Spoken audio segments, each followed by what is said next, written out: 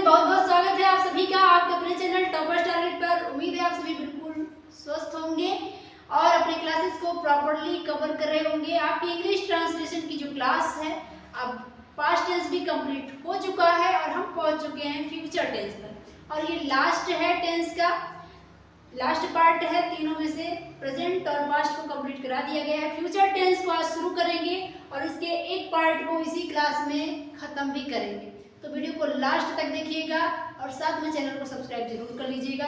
आइए आज हम पढ़ेंगे इंग्लिश ट्रांसलेशन में फ्यूचर टेंस। इसकी पहचान पहले जानेंगे, थोड़ा सा फ्यूचर टेंस के बारे में जानेंगे, उसके बाद इसके अलग अलग जो पार्ट हैं उसके बारे में जानेंगे और फिर इसके पहले पार्ट को आज की क्लास में खत्म करेंगे। आइए देखते हैं फ्यूचर टेंस को हिंदी में क्या कहते हैं। हिंदी में कहते हैं भविष्य काल।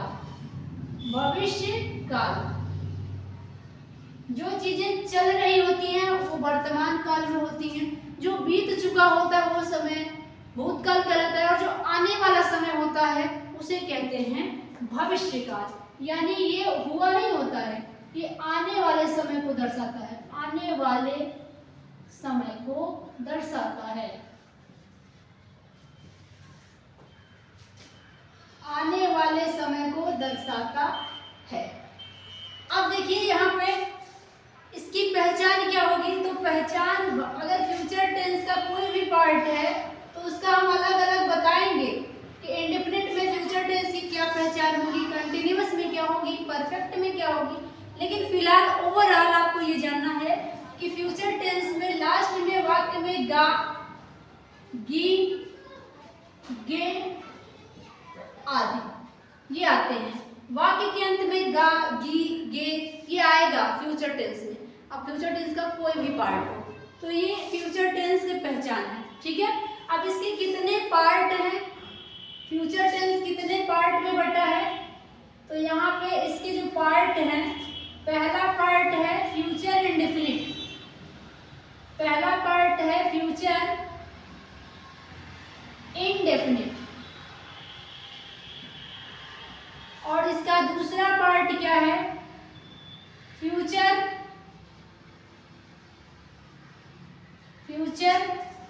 कंटिन्यूअस, कंटिन्यूअस और इसका थर्ड पार्ट जो है वो है फ्यूचर परफेक्ट, फ्यूचर परफेक्ट और इसका लास्ट पार्ट हम लोग पढ़ने वाले हैं, फोर्थ पार्ट ये है फ्यूचर परफेक्ट कंटिन्यूअस,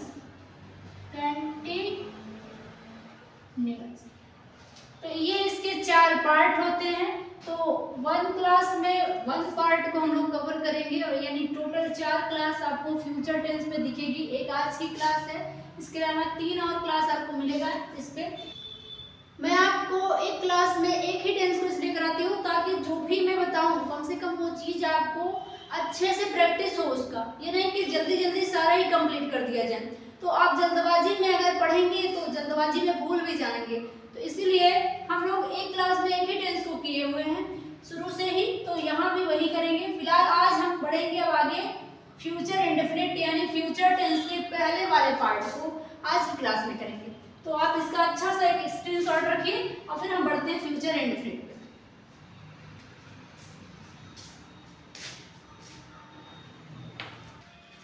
तो आगे बढ़ते हैं और इसके फ्यूचर टेंस के पहले पार्ट को करते हैं। पहला पार्ट जैसे कि अभी थोड़ी देर पहले मैंने बताया क्या था, future indefinite tense, indefinite tense, future indefinite tense. तो ये इसका था पहला पार्ट। तो जैसा कि थोड़ी देर पहले मैंने बताया ही कि फ्यूचर टेंस की पहचान में गा, गी, गे तो लास्ट में रहेगा ही रहेगा। तो सारे पार्ट में अगर सिर्फ गा, गी, गे की पहचान आप याद रखेंगे तो गलती हो जाएगी। तो अलग अलग इसके पार्ट जो है उसकी थोड़ा सा पहचान में थोड़ा सा चीजें और याद रखना हमको पड़ेगा। तो सबसे पहला काम यह है कि हम इसको पहचानना सीखें कि फ्यूचर इंडेफिनिट अगर कोई टेंस है तो उसकी पहचान क्या होगी, कैसा होगा वाक्य।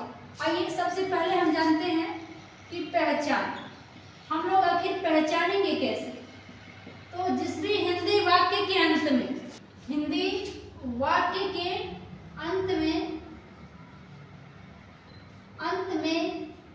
ता होगा, ती होगी, ते होंगे, ता होगा, ती होगी, ते होंगे, एगा, ईगी, एंगे, एटसेट्रा। तो ये पहचान आपको ध्यान रखना होगा। ये इसमें से कोई भी अगर हिंदी वाक्य के लास्ट में है तो आप आंख मूंद के ये बोल सकते हैं कि वो फ्यूचर इंडेफिनिट है। क्या क्या होगा? ता होगा, ती होगी, ते होंगे, एगा, ईगी, एंगे। अगर आपको याद हो तो प्रेजेंट टेंस में ता है, ती है, ते है था। पास्ट टेंस में ता था, ती थी, ते थे था और साथ में आ, ई, ए था। तो यहाँ फ्यूचर है तो ता होगा, ती होगी, ते होंगे और एगा, एंगी, एंगे ये सारी चीजें होंगे। ठीक है, अभी आपको ये अजीब सा लग रहा होगा क्या एंगी और एंगे ये क्या मैं दिखा रही हूँ, लेकिन अभी आप वाक्यों में देखेंगे यही चीजें मिलने वाली है। आगे मैं जब सेंटेंस की प्रैक्टिस कराऊंगी तो वहां पे आप जरूर देखिएगा इसको। आइए फिलहाल पहचान है, आप इसका एग्जाम्पल भी रख सकते हैं। एक दो मैं एग्जाम्पल यहाँ भी आपको करा दे रही हूँ। जैसे कहा जाए वह विद्यालय जाएगी,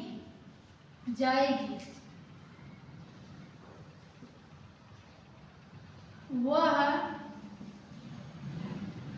अपना काम करता होगा,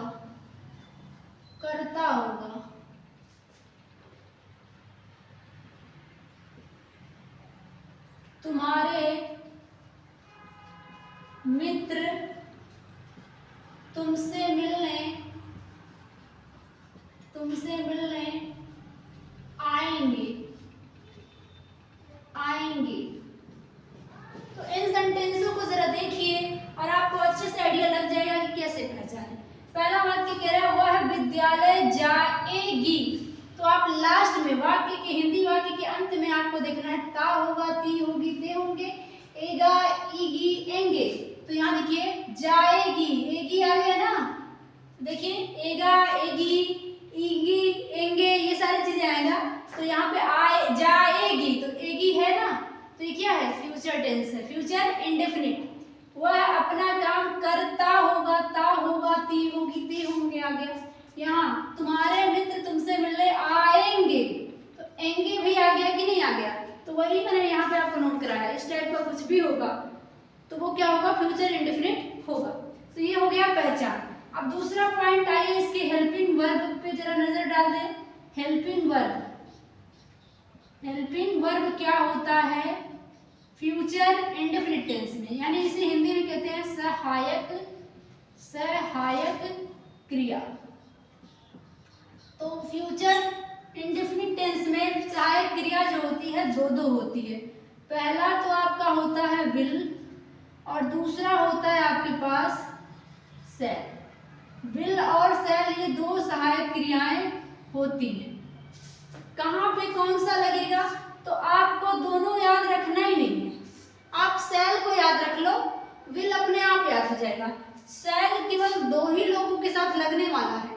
किसके साथ? फर्स्ट पर्सन सब्जेक्ट अगर हो, आई और वी, केवल इन दोनों के साथ ही सेल लगेगा। अब ये चाहे एक वचन हो चाहे बहुवचन हो, लेकिन इन दोनों के साथ सेल आएगा। बाकी कुछ भी रहे, शेष यहाँ मैं लिख दे रही हूँ, शेष यानी आई वी के अलावा शेष जो भी हो, चाहे वो एक वचन हो प्लस बहुवचन हो, चाहे यू हो चाहे दे हो, कुछ भी हो, इन सबके साथ विल ही लगने वाला है। तो यहाँ थोड़ा सा सहायक क्रिया को आप ध्यान दीजिएगा। बहुवचन एक वचन का खेल यहाँ नहीं चल रहा है। यहाँ केवल आई और वी के साथ ही सेल लगेगा। शेष एक वचन हो, बहुवचन हो, यू हो, कुछ भी हो, विल ही लगेगा यहाँ पे। क्या आपको ये बात समझ में आ रही है? हाँ, एक स्पेशल केस होता है सेंटेंस का जहाँ आई के साथ विल लग जाता है, वी के साथ भी विल लग जाता है। वो स्पेशल केस में होता है। यहाँ आप अगर एक्चुअल में जाने, यहाँ टेंस अगर पढ़ाने के नियम से पढ़ने के, तो यही होता है आई और भी के साथ सेल लगेगा, से सभी के साथ विल लगेगा। लेकिन तो आई और भी के साथ हमेशा ही सेल ही आएगा। एक स्पेशल केस होगा जहाँ पे आई के साथ विल आता है। कैसे? जब वाक्य पे जोर डाल के बोला जाए। जब वाक्य पे जोर डाल के बोलेंगे तो आई के साथ भी विल आएगा। जैसे अगर मैं कहूँ कि मैं पढ़ने जाऊंगी, मैं विद्यालय जाऊंगी, तो यहाँ पे आई शैल गो टू स्कूल ये होगा। लेकिन अगर मैं कहूँ कि मैं विद्यालय जरूर जाऊंगी, दोनों वाक्यों में फर्क है। यहाँ ध्यान दीजिए, मैं आपको एक काम करती हूँ, नोट ही करा देती हूँ। अगर कहा जाए मैं विद्यालय जाऊंगी और दूसरा मैं विद्यालय जरूर जाऊंगी, ये दोनों ही अलग केस हो गए। ठीक है, ये दोनों ही केस अलग हो गए। तो यहाँ पहले वाले सेंटेंस में मैं जोर नहीं डाल रही वाक्य पे, मैं विद्यालय जाऊंगी नॉर्मली बोल रही हूँ। तो यहाँ आपके साथ आई के साथ शैल आने वाला है। आई शैल गो टू स्कूल होने वाला है। लेकिन यहाँ क्या कर दिया मैंने, मैं विद्यालय जरूर जाऊंगी, जिद पकड़ के बैठ गई मैं, वाक्य पे जोर डाल दिया। अवश्य, जरूर, ये सब वाक्य पे जोर डालते हैं। फिर यहाँ पे आई के साथ हम शैल विल लगाएंगे। सहायक क्रियाएं बदल जाती हैं जब वाक्य पे जोर डाला जाता है। जब वाक्य पे फ्यूचर टेंस में जोर पड़ेगा तो जहाँ पे शैल लगता था वहाँ पे विल लग जाएगा, और जहाँ पे विल लगता था जिनके साथ, उनके साथ शैल लग जाएगा। तो यहाँ हो जाएगा I will go to school. क्या यहाँ तक बात समझ में आ रही है? चेंज हो जाएगी सहायक क्रिया, वाक्य पर अगर जोर दे दिया गया। तो यहाँ आपको इतनी बातें थोड़ा सा ध्यान देना है इनका। बाकी नॉर्मली आई और भी के साथ शैल ही आएगा, शेष कोई भी हो विल आएगा। क्या यहाँ तक समझ में आ गया? अगला पॉइंट है इसका वर्ब कैसा होगा। वर्ब यानी कि मुख्य क्रिया मेन वर्ब कैसा होगा भाई? इसका मुख्य क्रिया कैसी होगी? नॉर्मल होगी, फर्स्ट फॉर्म में होगी। यहाँ पे कहेंगे वर्ब का फर्स्ट फॉर्म होगा V1 लिख देती हूँ, यहाँ समझिएगा, या 1 लिख देती हूँ, फर्स्ट फॉर्म। क्रिया हमेशा फर्स्ट फॉर्म में यहाँ आएगी। ठीक है, तो इतनी बातें आपको फ्यूचर इंडेफिनिट में नोट रखना है, पहचानना सीखना है, और उसके बाद उसकी हेल्पिंग वर्ब कहाँ किसके साथ कौन आएगा ये। और लास्ट में मुख्य क्रिया फर्स्ट फॉर्म में होती है नॉर्मल, यानी गो को गो ही कहेंगे। अब जैसे पास्ट टेंस में वेंट बोल रहे थे, सेकंड फॉर्म यूज कर रहे थे, यहाँ कुछ भी नहीं, यहाँ फर्स्ट फॉर्म होगा। तो इतना नोट कर लीजिए, फिर हम आगे प्रैक्टिस करते हैं अलग अलग सेंटेंस से।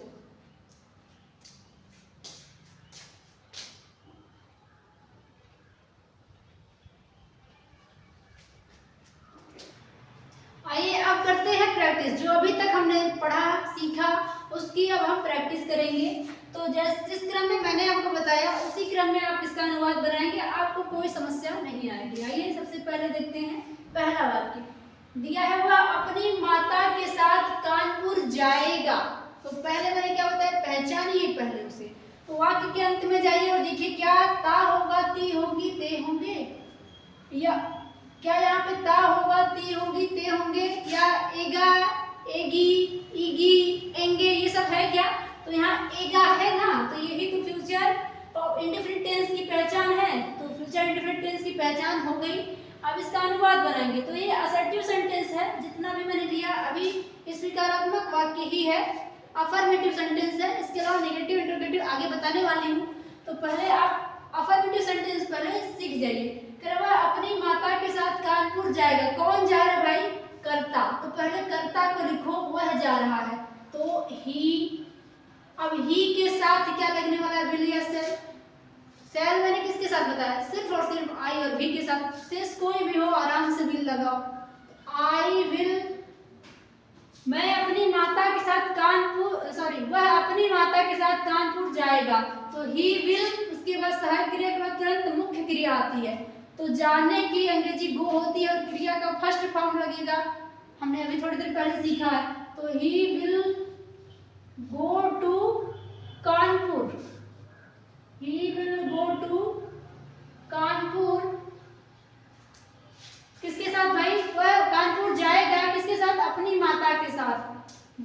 his mother, with his mother, with his mother, full stop। ठीक है, अगले वाक्य को देखिएगा, वह अपनी माता के साथ कानपुर जाएगा, he will go to Kanpur with his mother, वह जाएगा कानपुर अपनी माता के साथ। ये हो गया इसका अनुवाद। दूसरा वाक्य है, तुम स्टेशन पर मेरी प्रतीक्षा करोगी। तो यहाँ आपको लग रहा होगा एगी इसमें से नहीं है, लेकिन करोगी तो ओगी यहाँ पे आ गया ना, तो इस टाइप का जो भी है सब इसमें आएगा। ये भी फ्यूचर इंडेफिनिट है। तो तुम मेरी प्रतीक्षा करोगी स्टेशन पर, तो प्रतीक्षा करने का काम कौन कर रही है? तुम। तो यहाँ तुम की अंग्रेजी लिखेंगे यू, और यू के साथ भी विल ही आएगा, हमने थोड़ी देर पहले सीखा है। तो यू विल, प्रतीक्षा करना माने वेट, वेट माने प्रतीक्षा करना। तो यू विल वेट, किसकी वेट करेगी भाई? मेरी। तो you will wait for me, for me, तुम मेरे लिए प्रतीक्षा करोगी, या तुम मेरी प्रतीक्षा करोगी कहाँ भाई? स्टेशन पर, at the station, at the station, full stop. Clear है क्या? You will wait for me at the station, तुम प्रतीक्षा करोगी मेरे लिए स्टेशन पर। अगला वाक्य देखिए, ये लड़के सोमवार को फुटबॉल खेलेंगे। तो यहाँ भी एंगे छिपा है, खेलेंगे, एंगे है यहाँ पे भी, तो ये भी क्या है? फ्यूचर इंडेफिनिट है। अब कौन खेलेंगे भाई? ये लड़के, तो हो जाएगा दीज बॉयज, दीज बॉयज। अब भले ही ये प्लूरल है, लेकिन हमने अभी सीखा सहायक क्रिया इनके साथ भी क्या आएगी? विल ही आएगी, बहुवचन के साथ भी विल। तो दीज बॉयज विल क्या करेंगे भाई? ये लड़के खेलेंगे, तो सहायक क्रिया आ गई। अब क्रिया है खेलना, तो प्ले हो जाएगा, प्ले फर्स्ट फॉर्म में आएगा। तो दीज बॉयज विल प्ले, क्या खेलेंगे? Football. These boys will play football कब भाई? सोमवार को। तो क्या हो जाएगा? Monday, at Monday, Monday.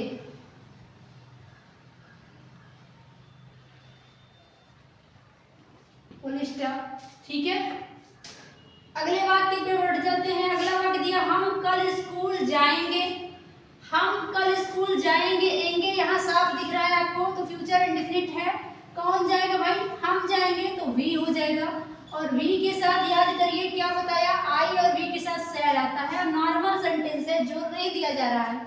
तो वी शैल गो, हम जाएंगे कहाँ? स्कूल। तो we shall go to school, we shall go to school कब? कल। कल तो भविष्य काल में पीछे बीते हुए कल की बात थोड़ी होगी, आने वाले कल की होगी। तो यहाँ पे टुमारो लिखेंगे, ना कि yesterday, tomorrow. We shall go to school, हम स्कूल जाएंगे, टुमारो माने कल। अगला वाक्य, मैं एक पत्र लिखूंगा। इसको क्या हो जाएगा? लिखूंगा, यहाँ भी ऊंगा है, तो ये भी फ्यूचर इंडेफिनिट है।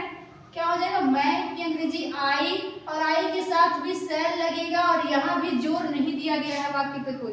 तो आई शैल राइट माने लिखना होता है, आई शैल राइट ए लेटर, मैं एक पत्र लिखूंगा। लास्ट है, मैं शाम को खेलने जरूर जाऊंगा।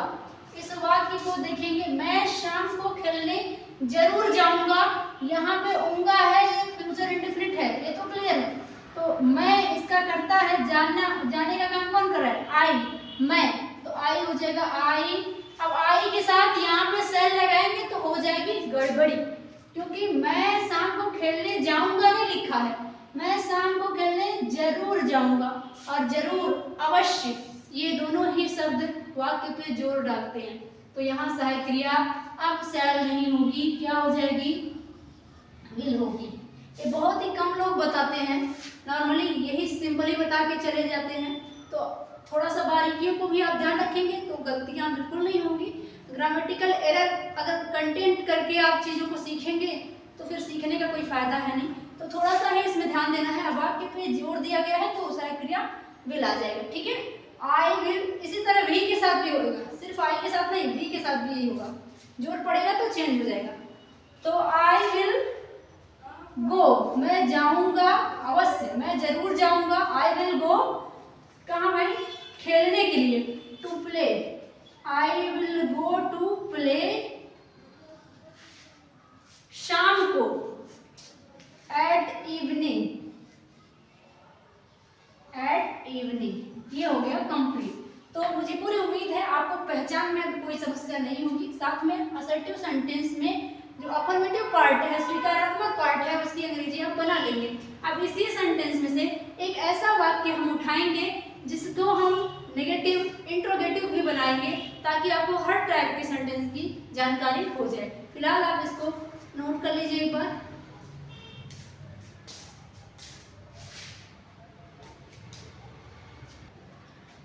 अब आज की क्लास का लास्ट राउंड है। हम एक ही वाक्य जो थोड़ी देर पहले हमने किया भी है, इसी का नेगेटिव इंट्रोगेटिव भी सीखेंगे, ताकि आपको कहीं से कोई समस्या ना आए फ्यूचर इंडेफिनिट में।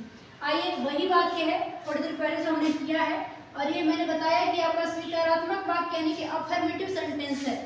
तुम स्टेशन पर मेरी प्रतीक्षा करोगी, क्या हम लोगों ने बनाया था, यू विल वेट, तुम प्रतीक्षा करोगी किसकी, मेरी, for me at the station,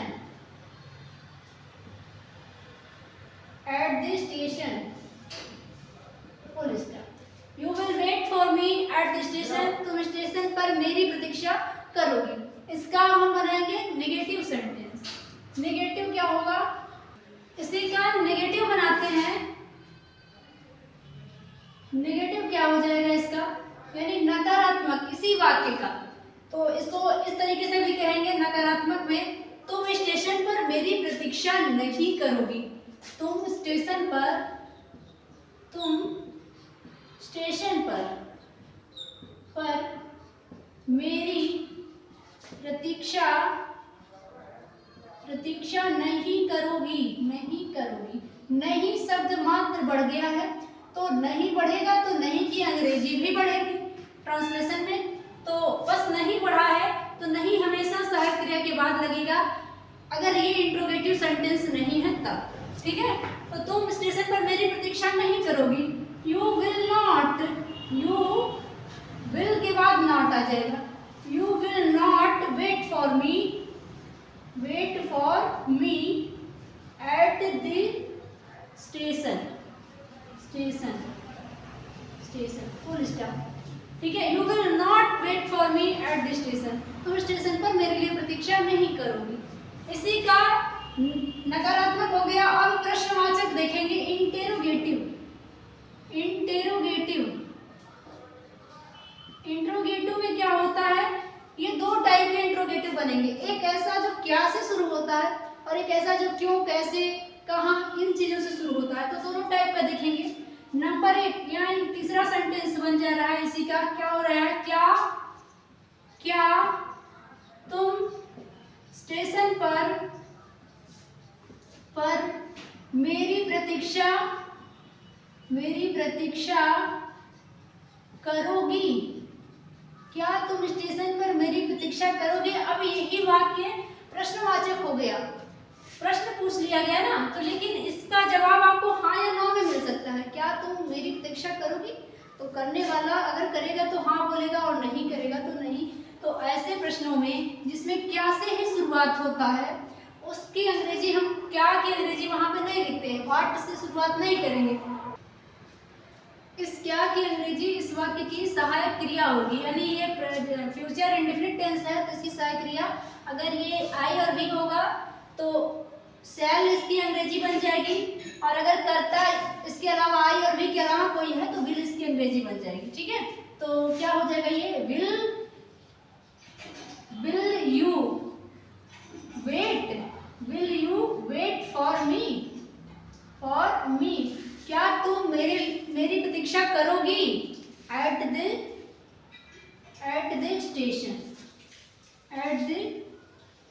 station, और ये क्वेश्चन मार्क आ जाएगा, ठीक है। Will you wait for me at the station, क्या तुम मेरी प्रतीक्षा स्टेशन पर करोगी। तो यहाँ पे इसकी अंग्रेजी हम लोगों ने नहीं लिखा, विल ही इसकी अंग्रेजी बन जाएगा। ठीक है, क्योंकि यू के साथ विल लगेगा तो विल इसकी अंग्रेजी बन गया।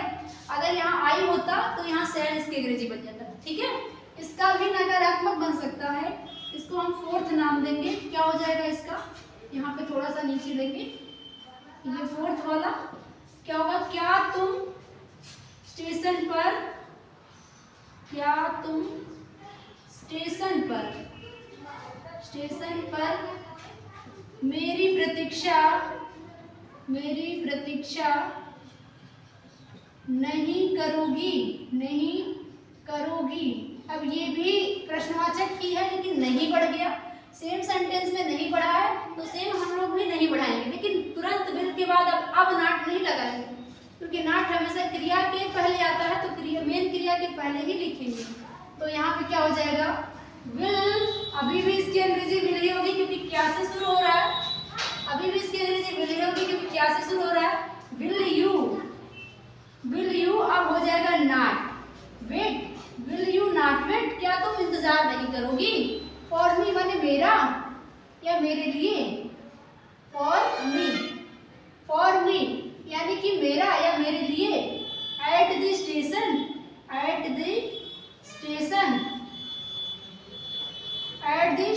ये हो जाएगा question mark. Will you not wait, क्या तुम इंतजार नहीं करोगी, प्रतीक्षा नहीं करोगी। फॉर मी मेरा, एट द स्टेशन माने स्टेशन। ठीक है, तो ये पहले कैटेगरी का प्रश्नवाचक वाक्य हो गया। अब दूसरी कैटेगरी का कैसा होगा, दूसरी कैटेगरी है, इसको हम 5th नंबर सेंटेंस मानेंगे। तो दूसरी कैटेगरी का प्रश्नवाचक वाक्य क्या से नहीं शुरू होगा, बल्कि कोई और प्रश्नवाचक शब्द आएगा, वो भी वाक्य के बीच में। कैसा होगा, यहाँ पे देखेंगे, यहाँ पे हम लोग देखेंगे कैसा होगा। क्या यहाँ क्या से नहीं शुरू होगा, तुम स्टेशन पर मेरी प्रतीक्षा क्यों करोगी।